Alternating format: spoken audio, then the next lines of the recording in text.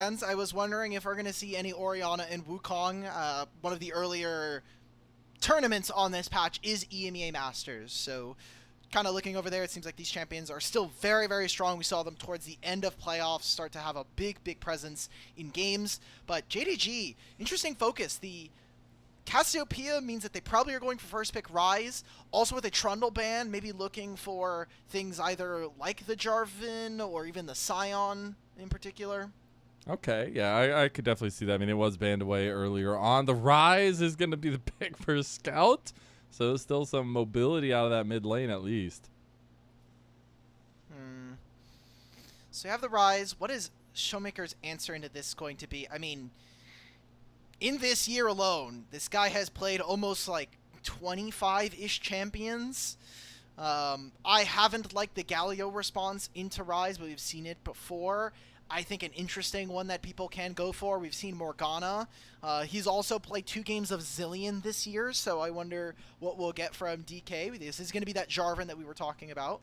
Yeah, and it's something that I've been really excited to watch into, just because it's always a fun time when J4 is in the meta. It's always a good time when you can see that kind of skill expression from the jungle as well, but also just a lot of setup for team compositional strength as well. And Lucid already on the lead set of game number 1 was showing out. I'm excited to see what he can do on the J4. We'll see if the final pick in this first phase is going to end up being for DK, but as of right now, they do have the Lucian locked in alongside the J4. Early skirmishing, you give Lucid the ability to make plays around the map. You also have aiming on this Lucian that lets him skirmish not only in the early lane, but around that mid-game. What's going to be the pick here for JDG? We've seen, unfortunately, Qiyana has fallen off of in terms of prior, so it did get nerfed, but I think in the Jarvan, not amazing. There we go. So no Trundle means we are going to go for Scion. So resilient enough solo lanes here from JDG. Maybe an overreaction or course correction from game number 1. Yeah, for sure. And just going with a little bit more stalwart style. I do wonder if we're going to get the Wukong or the Qiyana, at least for Shun. It is going to end up being the Qiyana. Very high prio, it feels like, not only recently, but here on these next couple patches, as some of those nerfs did not touch her. So a little bit of that skill expression from Shun's side, as well as the Braum ends up coming through for BeryL. All right. I don't really like Qiyana right here. Into Jarvan, it gets a little bit strange, and it depends. We'll see what the back end of this draft looks like right now. But if you get ahead...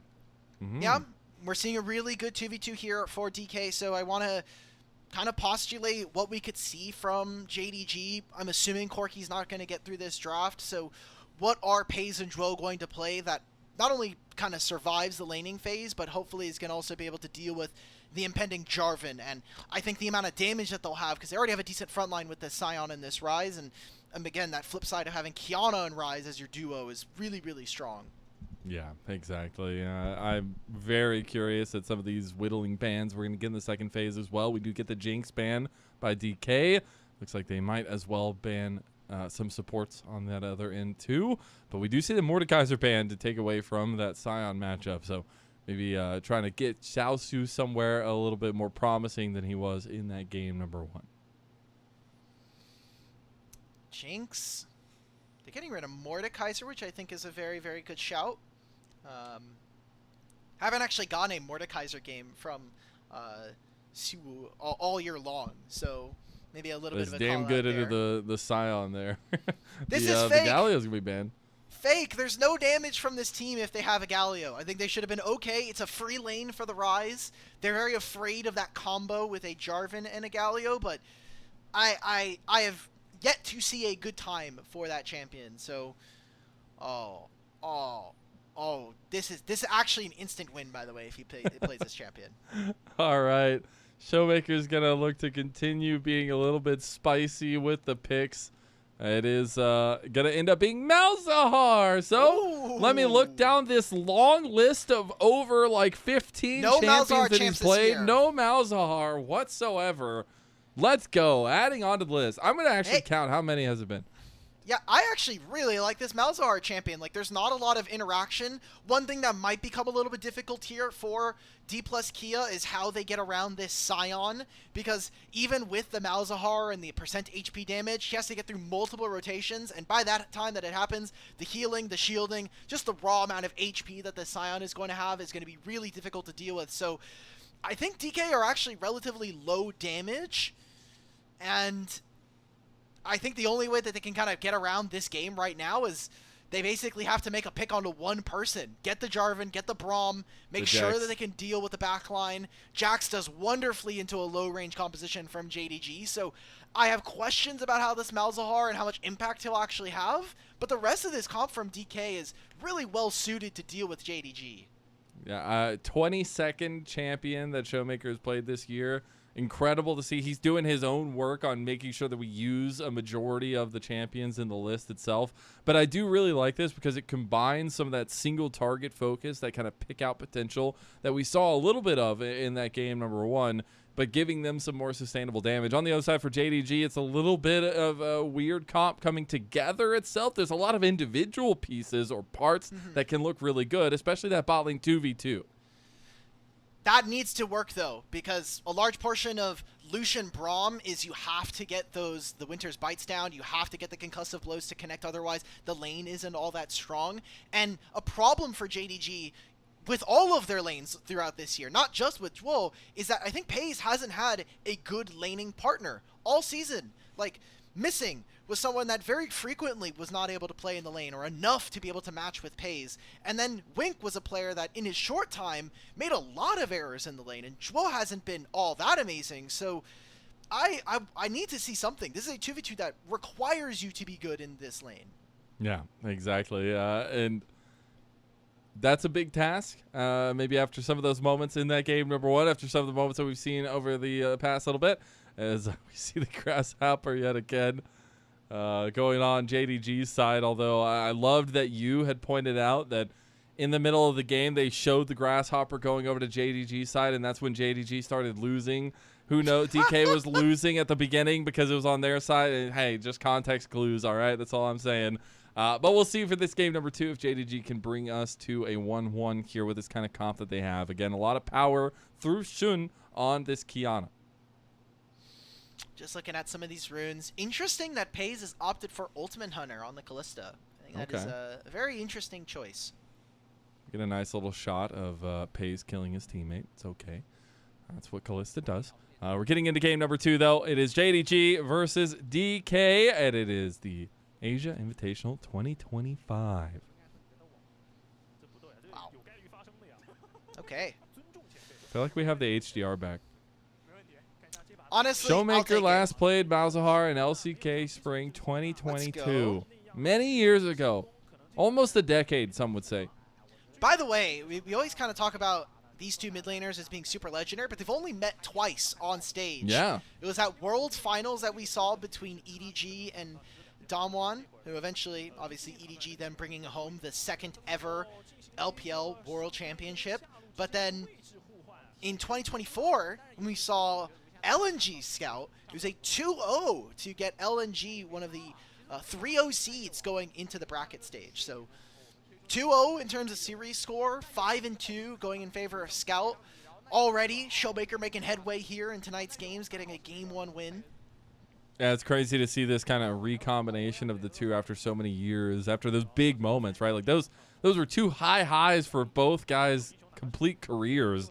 Obviously, the World Championship for Scout holding a little bit higher in the end, but it's still something to think that, you know, there's been a lot of changes, a lot of growth from these guys individually since then, right? Not only Scout moving all over which way, going different teams, trying to figure out himself, especially that LNG stint there, but ShowMaker, you know, having a lot of fluctuations around him in the organization. Oh my god, BeryL is getting clapped in this lane right now. He is. Yeah, wait, they're going for the lane swap. I think this is great. I mean, they didn't want to play the Lucian into this lane, miss out on the first 3 levels. Aiming is doing a decent enough job at being able to harass, but this is the lane swap tech that we have seen this year. Also, Jax into this lane is very, very strong, especially if he has a Braum. I think can be deceptively very dangerous. We are going to see the re-add out because it is past 3 minutes now, so BeryL will end up going back towards topside to rejoin aiming. This has been kind of the ticket item that we've seen a lot and, you know, revolutionized across this last split. Shoutouts WE, a couple other teams across Tier 1 and Tier 2 as well. But we'll see now with these combinations and the junglers kind of coming to the end of their clears. That's my next big question is, how early and often are these two guys going to get involved? Because it seems like Shun might have backstepped right into Lucid's targeting system, but I don't think Shun's going to be getting that scuttle crap. Like, it makes sense for why Shun is trying to path topside, because he wants to be able to cover for Xiaoxu if they go for a dive, but he also has priority in mid lane from ShowMaker. I love this from Lucid, though. He's just trying to find Shun anywhere he goes. Will be rebuffed. Will now look for a dive on topside, too. It's a little bit dangerous. Remember, Xiaoxu playing this Scion has the decimating smash, also the zombie form. Already here, clear the wave, though. Guys. BeryL's been tanking way too long already, and DK will not pull off the dive in topside. They do burn the flash of Xiaoxu. Okay, they're going to go for a second time. Look at the bottom side, though. Shun is starting to steal camps. Maybe they can find something. BeryL can tank one shot. They do get the kill. A couple pop shots there. Lucid should make it out alive. So it will be first blood going over, and that goes straight to aiming's pocket. Okay, Xiaoxu can teleport for this play. It's also going to turn into 2 plates here for Peyz and Zhuo. And in the end, Shun doesn't actually end up stealing any camps, so what I thought was going to be a worthwhile trade coming in from JDG actually just ends up being a pretty decent trade. It's 2 summoner spells, you get the flash from Xiaoxu and the teleport from the Scion. It is only in trade for BeryL and Lucid's flash, getting gold away from these tanks, and I think DK are happy with the trade, all things considered. Yeah, I think there was, you know, 2 avenues for Shun to take. It seemed like he was going to go for the invade, but then opted to try to angle for the dive, and that didn't come through now, so JDG a little bit left wanting. Still a small advantage in their favor here with some of the CS differentials that were happening, especially, unfortunately, for Siwoo. But we should get the readaptation of regular lanes now. In the top lanes versus top lanes, and the bot lanes versus bot lanes, just like all the Worlds patch had talked about.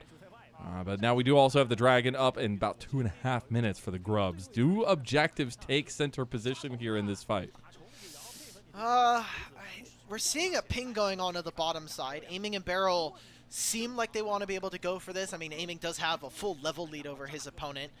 Grubs would be nice in 2 minutes, but I think DK, if they can get time alone on these lanes, if they can get access to these Grubs, I think they are very, very happy with their spot. I mean, Jax, I don't know who from JDG is going to realistically deal with this champion. Maybe Rise with the phase rush, but I think at 2 items, this champion becomes pretty untenable. Seeing a flash come out from Scout. Rune Prison. Oh, beautifully timed. ShowMaker will still die in the end.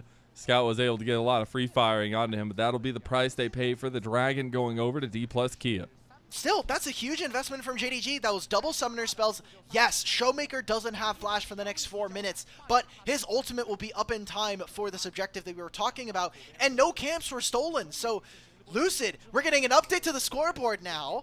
He is fine. Like, he's supposed to be getting all these camps. Shun, as a champion, as Qiyana, should be prioritizing getting gold and getting experience for himself so he can have access to that ultimate. But it's not all that far ahead right now. So not a lot of counter jungling coming on through from JDG. And Dplus are just a very minimal 600 gold behind their opponents.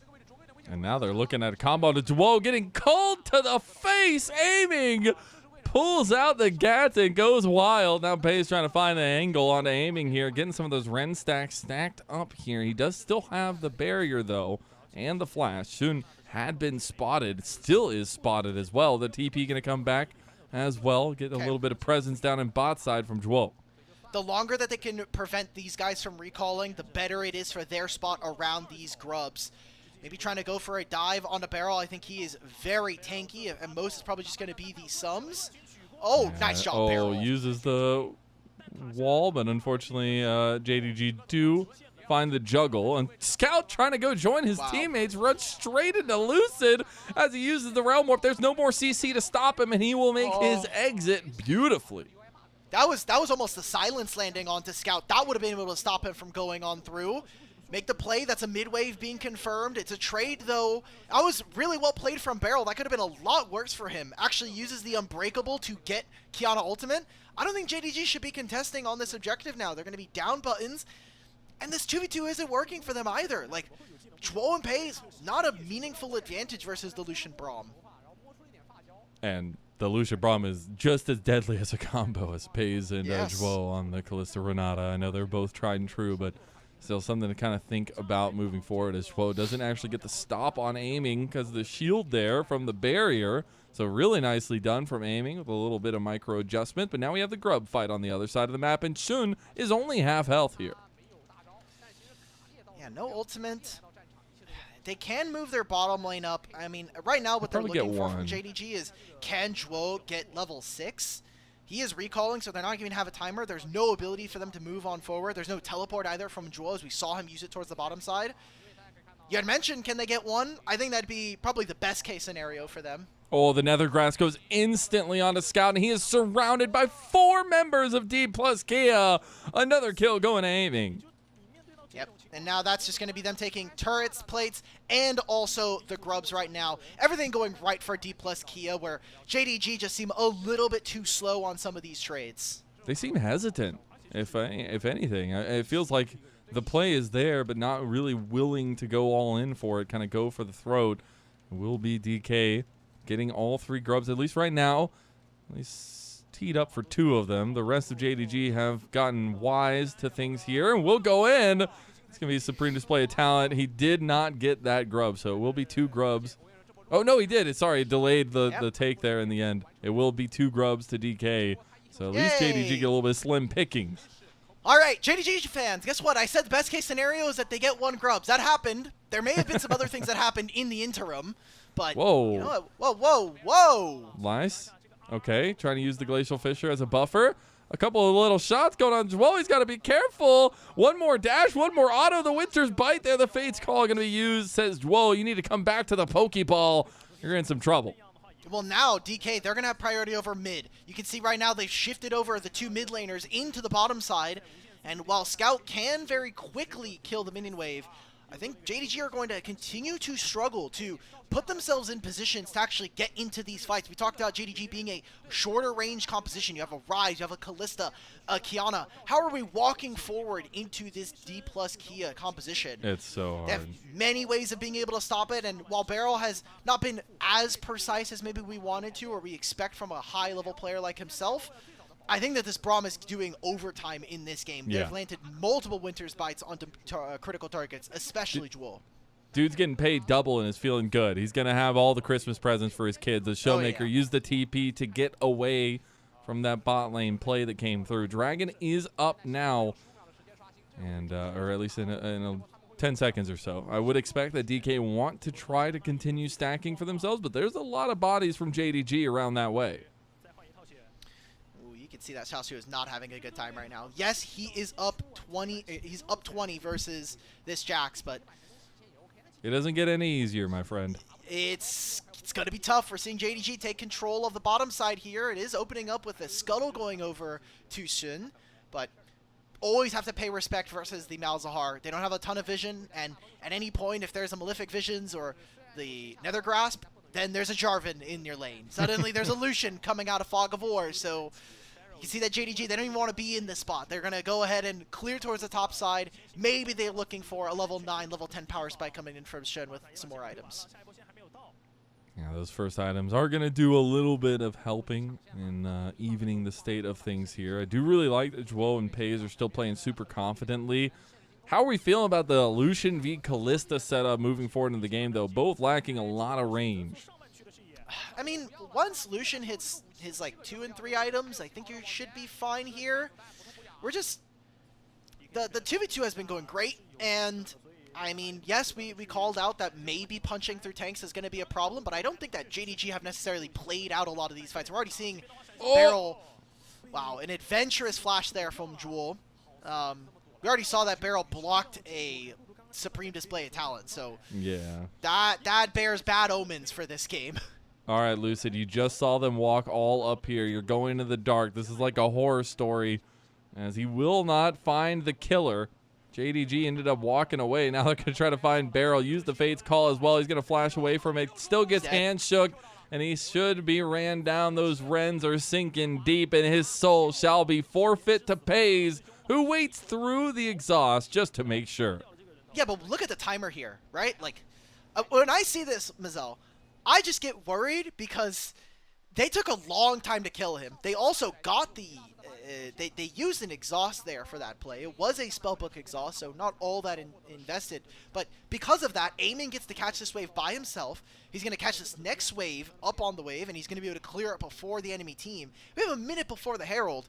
I think, all things considered, this actually not a bad death timer for BeryL.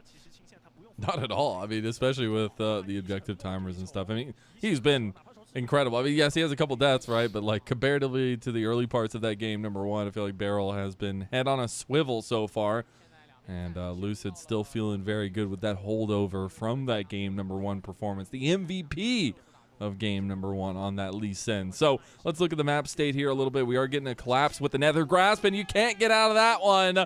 You got no bailout to save you, no more money left in the bank, and ShowMaker is taking it to the bank with his first kill. See, this is where I would have really preferred the older version of Douyu, who in one of their best of fives versus BLG in the playoffs, we saw him very quickly abandon the Redemption Rush and went straight into Mikhail's Rush on multiple different champs. So I would prefer to see this. Unfortunately, the Mikhail's Rush, I am now realizing in my brain as soon as I said that, doesn't work on suppression. So Peyz, let's get on it, brother. Let's get a QSS in this game. Cleanse ain't going to be enough, as they do catch BeryL out, but he has the Unbreakable. So he will be fine. And I'm just starting to get shocked at how much impact ShowMaker is having already on the Mazel. Like, you see it coming like a freight train down the tracks. You know that Mazel has a very one-dimensional style of gameplay, but you can't stop it. Yeah, at some point in the game, you're going to get flash ulted. It's just whether or not your team can maybe stop him, or you're hoping that ShowMaker has the same level of mechanics as Caedrel. So we're seeing right now it is going to be JDG starting up the Herald, but they are down in numbers, and position isn't that great for DK. BeryL will switch over to the cleanse, use that to get out. BeryL's been really good with the quip swaps on the spellbook, honestly. It's been really impressive to watch. A little bit of mechanical execution from the support side of things. We do see just a tussle around the mid lane. We are just ramming it up. 4 members from both sides. Looking at a 5th from Shun. Or at least trying to get JDG's top laner up here. They both do have TPs. We'll see Siwoo take a back already. The Rift Herald is up.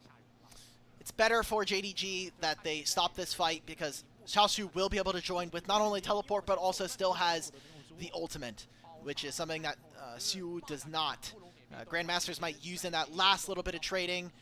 It is going to be them taking over this side of the river. This is finally the teleport investment. I think Dplus KIA, though, they don't need to fight for this. We can just walk away. Oh, Lucid just pulls the play on its woe. He gets pulled back, though, with the Fate's call. Again, being able to be saved by Peyz, though now it's Lucid getting locked down. The hostile takeover comes across. The bailout comes through to save Douyu as well. Now JDG have found the fight they were looking for. They find 2 quick picks there on the Lucid and BeryL. That is why we don't need to walk up into that play. Just let our Jax take this top lane tier 1. We just didn't have the ability to contest. We saw that Douyu, yes, he was chunked, but BeryL in an even worse spot. Lucid thinking that they could try to make this play happen. And JDG, they get a little bit of a reprieve in this game. Mazel, they grab themselves the Herald. They'll get at least 2 kills, but... Dude, Siwoo is so ridiculously strong, dude. The Trinity Force spike is hitting. Scout knows he's in trouble. He put his hand to his mouth, and he is dead. He's going to be gone for just a bit, but that's a solo bolo from Siwoo. Like, what else now happens? Because we have Dragon spawning in 20. Siwoo has 2 grubs. He's going to take this entire top tier 1 if he wants it. His team is now pulling him over for this play. Scout can teleport in 20 seconds, but JDG have no way of being able to contest. Again, it comes down to priority and who on the side lane is going to deal with this champion. Take a look back at this replay. Peyz gets out of this fight. This was a really, really clutch keepers for our ultimate coming on through from Peyz. And the setup is fine from DK. I just don't know why we are in this position. Let's just go back to side lanes. We already made a play, and especially with the Scion, he's going to have huge influence in these games. Yeah, I mean, that flash from Peyz to get away from that initial engage by Lucid, I think that makes the biggest difference there. We look back in the live, and JDG were being pushed away from the Dragon itself, but now there's a little bit of a pincer maneuver that can be played by JDG. The Dragon has been started up, and will be going down very quickly, at least slowly but surely. Okay, now they're going to bring damage over, but JDG are looking to present themselves into this fight. Shun looking to steal it over the wall, too. He goes in. It's going to be a 50-50. Locked out. It goes to Shun. He stops the scaling, but he'll die for it in the end. Now you get the flash from BeryL. They're trying to follow through. Siwoo does have an angle here, but there's a lot of tanky bodies in line. Siwoo waiting to go for it, but doesn't have the flash. Just had the leap strike. The redemption comes through as well to heal up. Now Lucid over the wall waiting to go for the engage here. The re-engage with the Fate's Call, but it's right back in their face. The hostile takeover comes through, and JDG, they're fighting tooth and nail with DK, but it's not enough. The flash play from Lucid. Beautifully done. Scout's going to lock him down, though. A double kill comes through for ShowMaker. Now Lucid in some trouble himself. The pause flash there. That's crazy. The Scout gets the kill with the auto attack. It will be Xiaoxu falling. Scout the only one left. 2 members still in the mid lane. Now Siwoo joining. That's going to be 3, and Scout's in trouble now. He doesn't have flash, doesn't have escape, and the Malefic Visions, it's not going to be there. Finally, though, ShowMaker tanks the extra turret shot, too, and the turret goes down. DK spring away with the lead. 2,000 gold out of nowhere. The Dragon goes over to JDG, but I feel like the game is very firmly in the hands of Dplus KIA, making huge plays. They get all of the flashes out in this game. There are no summoner spell flashes for this Otacon fight in 30 seconds. And I look at what buttons are available, and I still love what DK are showing. They're going to have the BeryL engage with this ultimate. I thought if JDG were able to get out from this situation, it would have been good. It would have looked amazing for them. They would have been in a good spot to contest for this Otacon. But now, we talked about how short range this is. You're going to have to play into a Jax. This, I mean, just look at how much damage Lucid is able to get done in this. Gets multiple knockups throughout this fight. And now we're going to have to see JDG claw themselves back in, and they have to fight again in a few moments. It's it's not going to be easy. Now Shun actually finds himself in the midst of the enemy here. He will be able to dodge out for now, but he gets cold again. Oh, man, Aiming is putting on a performance here. Him and ShowMaker absolutely showing out, and Siwoo's going to go for the engage on Xiaoxu, and he's going to be locked down, uses the Unstoppable Onslaught to make his way away. You can see it on JDG's faces, though. They are smiling. They might know that things are starting to circle around the bad end of things for their first series. Yep, it's worst stand. All happening here for JDG. Xiaoxu is by himself. Probably survives this. Is maybe going to even lose 2 turrets off of this. We're seeing the Otacon now getting started by JDG. I mean, this is basically their only play. They had to take a long time to push out that top wave. They're going to lose priority. I like this trade from DK. Just trade 3 turrets out on the map and look to put pressure on your opponents. Yeah, that's all they need to do is find some teamwork. Okay, games have been lost and won on this matchup, this setup around the Otacon. He has the Ren stack. Look, it looks like a porcupine right now. That should just go down to JDG. He's going to pull the Ren stacks out of it. Oh, my God. Lucid got it. The drive-by smite, and Lucid takes the permanent buff. It had 1,000 HP. It looked like Durian Protector Remus. Did he just not use it? What is going on? He just didn't use the Ren. This is the problem. Remember, what was the issue we saw from JDG? It was cohesion. It was their team being able to work together. That is the AD carry in jungle just not going off. Dude, I mean, that's got to feel so bad. There's no way. He had like 2,000 plus damage of Ren stacks in that thing, man. I swear. Oh, that feels real bad. I'm sure we're going to get a nice little slow-mo replay of that one. I want to look at that. That's basically just the last nail in the coffin in my mind. Like, it's 6,000 gold. DK get to come in with 1,000 HP, right? It's not even like, oh, it was close. It was like 20. It's like 1,298 or something. Like, there's no HP regen happening in the middle of the fight. You have Callista. Oh, no, bro. Here we go. Okay, I wish they would show the Otacon health bar here because you could actually see how many Ren stacks here, but he's been hitting it this entire time. But like it's so like you have enough stacks. That's enough stacks, bro. 1,400. Yeah, like we saw like maybe 1,000 HP. Your smite should be in range there. Shun has been critical of his smites, but that's also a Peyz difference as well. Yeah, Peyz absolutely. should just recognize. There we go. There is the game predictor grasshopper coming on through. It is predicting all right, so now DK is going to start losing. No, it's the ante. It's the ante. Okay, well, it's not going to work out for Scout. Unfortunately, he didn't talk to the cricket. grasshopper, whatever it is. And in the end, yeah, it's starting to feel pretty bad for JDG. Some of that disconnected play that we have seen from them. We still give them the benefit of the doubt, obviously, in the tournament as a whole. This is just the first series, but still, you wanted to come out with a bang against the LCK top seed, and that is not happening. Well, I'm glad for DK because they're at the end of the season. These are two teams that we expected to go to Worlds. I think fans, especially over in the LCK, wanted to see ShowMaker go to Worlds. He has not missed Worlds in 6 years since playing all the way in 2019 up until 2025. Just a crazy Oh my career God, he's had. dude. Goodbye, Oh, Shin. dude. Oh, it just feels so bad to watch, man. It is just JDG For you. walking themselves down there. DK gonna find themselves a triple kill for aiming, and that's all she wrote for this series, no doubt. So let's talk about it here. I can talk about ShowMaker aiming all you want, but I think the big showouts in this game, in this series, has been Xiaoxu and Lucid. Two big ticket guys here, at least that I need to be looking at going forward in this tournament as huge carries for their teams. Yeah, I love the LCK broadcast guys because a lot of them have been helping out with doing the LCK Challengers broadcasts, especially in English. And I know Chronicler has been a huge fan of Lucid and Siwoo, so to see them perform domestically obviously has been very good to them, but here at ASI, these guys look like a head and shoulders above the competition, and it's not even like JDG are that much worse of a team. When we look at the entire rosters of all of the teams here at ASI, we're expecting for Dplus KIA to be #1, if not top 2.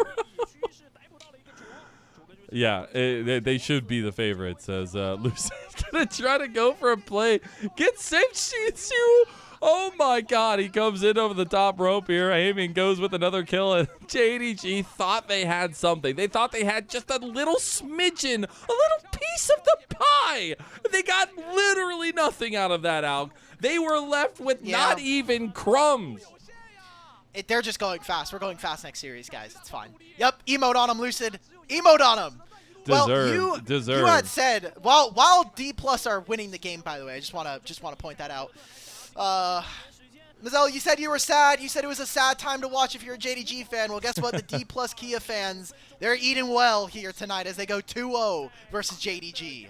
They're eating well in Losers Worlds as we get our first international competition of the season, and it is LCK coming out on top.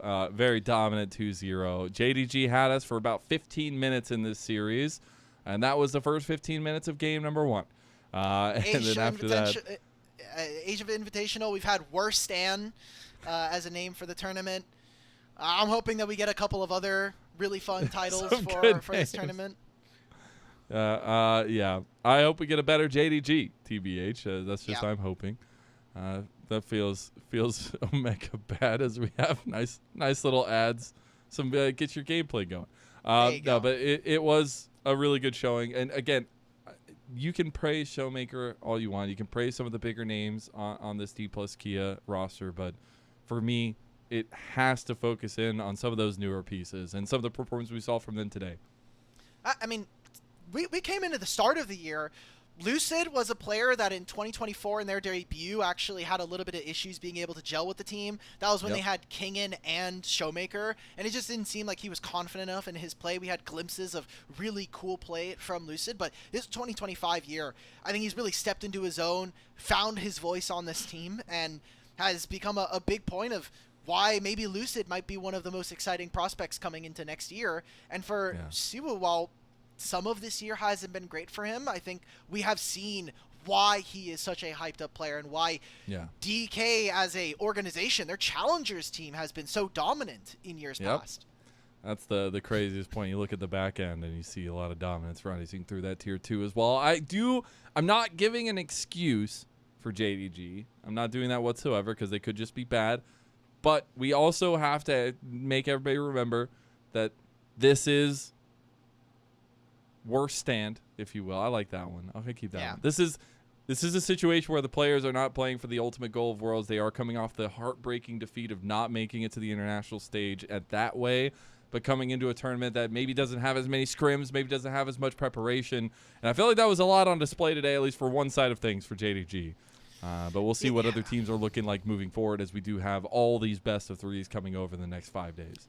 I mean, not even just over the next 5 days. We've got 2 more best of threes today, which I think is pretty fun. We're going to have B&K Fearex versus Nongshim Red Force coming up right after this series. Then to end out today, we have Weibo versus Gam.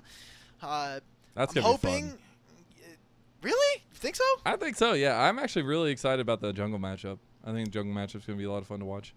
Sure, yeah. I think Tien versus Levi is maybe giving up some heartache, if anybody remembers Top Esports from 2023. God, why did you? I just wanted it because they're two cool players. You have to rip my heart out, Alk. God. Look, that was not necessarily Levi's. That was not his fault. Okay, that was a good bug coming on through and ends up helping. Oh yeah. Yeah, I think that is probably the most one-sided game in my mind, but maybe this is actually the most one-sided game. I don't know. Pretty one-sided. I don't know. I think when I see Gam, individual players have been really, really awesome. Like Guti has been cool. Style has been a player. Yeah. Style's been interesting. There was a point in this game. I don't know. You can maybe call me crazy. There was a point in this game where it just felt like JDG kind of just realized that this was over. Yeah. In a lot of ways, like it definitely felt like they were feeding into a lot of these fights into DK. Very interesting word choice. Feeding is definitely one word I would use to describe this game. Interesting. There's another one. You can add a couple. That's like one of my favorites. The interesting capitalization on the INT. Dude, the fact that ShowMaker won 2 games on LeBlanc and Malzahar. He played LeBlanc once before competitively, at least in this year. But then the Malzahar adding his 22nd play champion. How many champions are in league? It's like 170, 171. Yeah, I think it's around that. That's a crazy percentage of champions being played by one player. Like that's awesome. Yeah, the LeBlanc is a little less surprising. Yeah, for sure. I mean, you as someone who is able to watch the NAC or the LCS promotion tournament, we got to see LeBlanc earlier today. We did, but the Malzahar is definitely one where I'm like, okay, we're playing some funky stuff here. But he was so impactful. Like every flash grasp was kind of nutty. Who's our MVP this game? Because I would personally give it to Lucid again, but maybe that's just me. The Otacon smite was pretty disgusting. That was nasty. It was literally drive-by. He was like literally so far off of it. I wouldn't be surprised to see a BeryL Pog. He was really good for most of this game. Makes it possible for this team to make as many plays as they did. Probably going to be a Lucid one. Ooh, Siwoo, okay. So I like it. Not all that bad. These 2 players, man, Siwoo and Lucid, very good. Yeah, they're my big takeaways from today as well. And it all started with that Jax play in the top lane. Like you got to remember, like that's where we just found out like nobody can answer this guy. Who from JDG is gonna step up to him? That's what we said in draft, right? No answers. Yeah. Unfortunate. It came to fruition. That's for sure. Unfortunate for one side, as you said. For the side of JDG, if you didn't know. But that is it for our first series. A little bit of a one-sided stomp in the end, which is a little sad. But it does mean that we get to go into more series here tonight with another set of casters. So big props to Rare Adam. It's going to be sticking it through on the back end of things, though. But this has been it for me, Mazel and Alk. Thank you so much for joining us. We will have Slayer and K-Man coming in as reinforcements for the last 2 series. We'll see you next time.